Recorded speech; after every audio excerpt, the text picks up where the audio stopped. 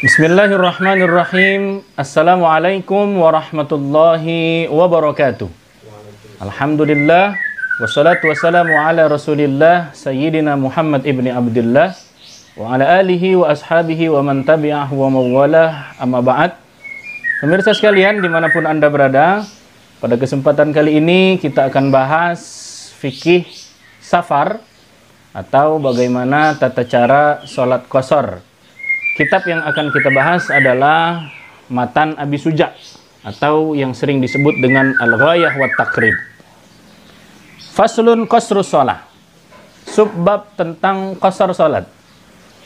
Wa yajuzu lil musafir qasrus shalah ar-rubaiyah bi khamsati saraid. Seorang musafir dia boleh mengqasar salatnya dengan 5 syarat. Jadi Abi Suja memberikan 5 syarat dalam buku ini. Nanti para ulama menambahkan beberapa syarat. Jadi musafir itu boleh mengqasar salatnya berdasarkan firman Allah Subhanahu wa taala di dalam Quran surat An-Nisa ayat ke-101. A'udzubillahi minasyaitonirrajim. Wa idza darabtum fil ardi falaisa 'alaikum junahun an taqsuru minas shalah. Kalau seandainya kita sedang berpergian di buminya Allah, maka tidak mengapa seandainya kita mengqasar salat kita. Lalu apa saja syarat-syarat qasar salat tersebut? Maka Abi Suja menyebutkan ada 5 syarat seseorang boleh mengqasar salatnya. Yang pertama, ayyakuna safaruhu fi ghairi ma'siyah. Safar yang dilakukan bukanlah safar maksiat. Katakanlah dia pergi ke suatu tempat, ke suatu daerah, tapi tujuannya untuk mencuri. Maka di dalam perjalanan dia tidak boleh mengqasar salatnya.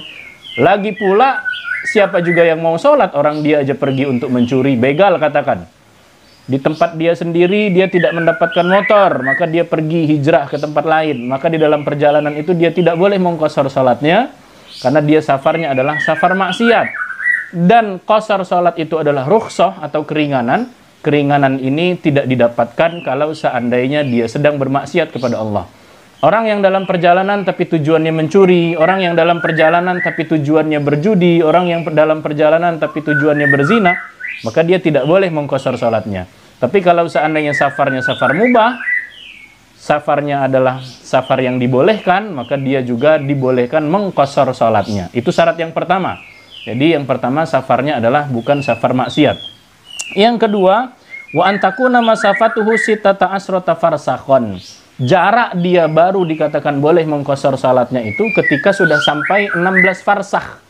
Berapa 16 farsakh itu? Agak sekitar 89 km. Dari mana asal kata 16 farsakh ini?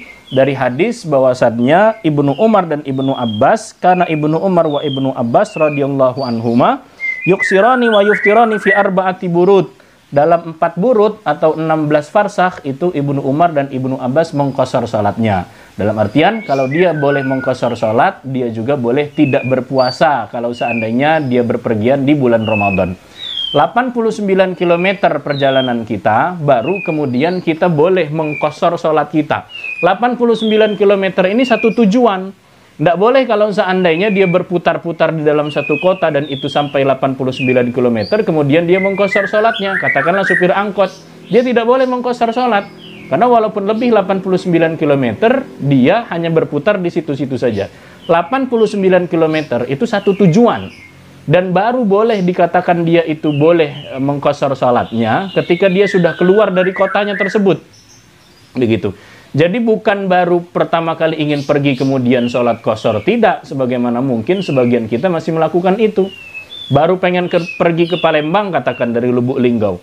Kemudian masih di rumah kok sudah mengqashar sholatnya. Maka ini tidak boleh, tidak diperkenankan. Kecuali memang dalam keadaan darurat. Mana yang dalam keadaan darurat? Katakanlah dia takut ketinggalan tiket pesawat atau tiket kereta. Maka kalau seandainya dia sholatnya di bandara itu agak merepotkan, dibolehkan dia sholat di rumah. Ini dalam keadaan darurat.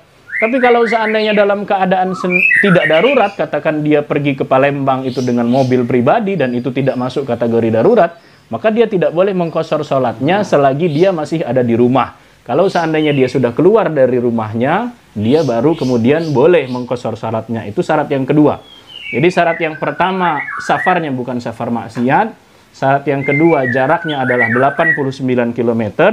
Kemudian syarat yang ketiga adalah wa ayyakuna muaddiyan lis sholatir rubaiyah. Salat yang boleh dikosor itu adalah salat yang sifatnya rubai. Rubai di sini ada 3. Yang pertama zuhur, asar, kemudian isya. Rubai yang tadinya 4 bisa dijadikan 2 rakaat. Tapi salat yang sulasi yang 3 rakaat, apalagi sunai yang 2 rakaat tidak bisa dikosor.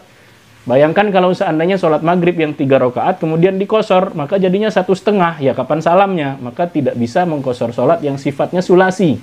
Kosor sholat itu sifatnya rubai, yang sifatnya 4 rakaat. Itu yang ketiga. Yang keempat, wa ayyan wiyal qasra ma'al ihram. Meniatkan kosor itu ketika takbiratul ihram. Jadi bukan ketika sudah takbiratul ihram, kemudian dia tidak niat kosor, maka dia tidak boleh sholat kosor. Katakan dia sudah sholat, saya niat sholat zuhur 4 rakaat lillahi ta'ala, Allahu Akbar. Takbiratul ihramnya sudah. Kemudian di tengah-tengah bacaan Fatihah dia teringat, oh iya, saya kan musafir ya, berarti saya boleh kosor sholat saya dong. Maka tidak boleh, karena dia belum niat kosor ketika takbiratul ihram.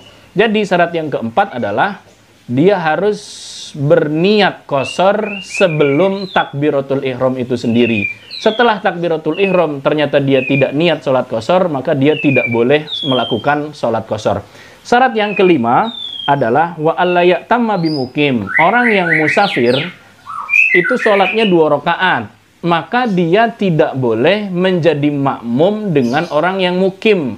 Maksud tidak boleh di sini, misalkan yang mukim sholatnya 4, kita sebagai musafir sholatnya 2.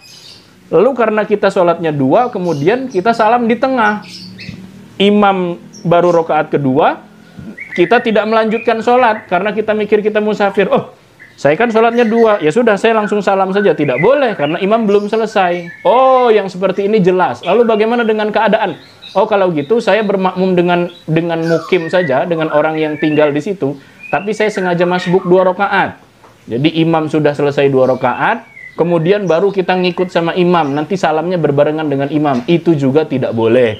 Jadi kalau seandainya kita ingin bermukim, ingin menjadi makmum dengan orang yang mukim, maka kita tidak mengkosor sholat kita. Akan tetapi kita jadikan sholat kita lengkap 4 rakaat sebagaimana orang yang dalam keadaan mukim tersebut. Baik, jadi itulah 5 syarat kita boleh mengkosor sholat kita yang dituliskan oleh Abi Suja di dalam kitabnya Matan Abi Suja. Bagaimana kelanjutannya, apa saja syarat-syarat yang diberikan oleh fuqaha lainnya, ahli fikih lainnya, akan kita bahas pada bab selanjutnya.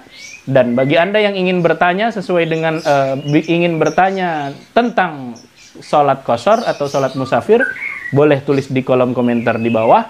Ini saja yang dapat saya sampaikan. Semoga Allah memberkahi kita semua. Wallahul muwaffiq ila aqwamit thoriq. Assalamualaikum warahmatullahi wabarakatuh.